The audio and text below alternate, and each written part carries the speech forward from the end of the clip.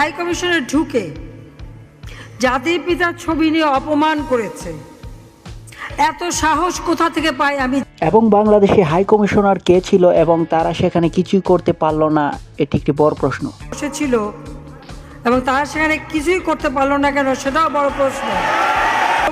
প্রবাসী যারা বাঙালি, না আমার প্রবাসী বাঙালিদেরও আমি বলবো যে যারা এই ঘটনাগুলি ঘটিয়ে এবং যারা বঙ্গবন্ধুর ছবিগুলোকে ভেঙে ফেলেছে এবং তাদেরকেও বিচার করতে হবে।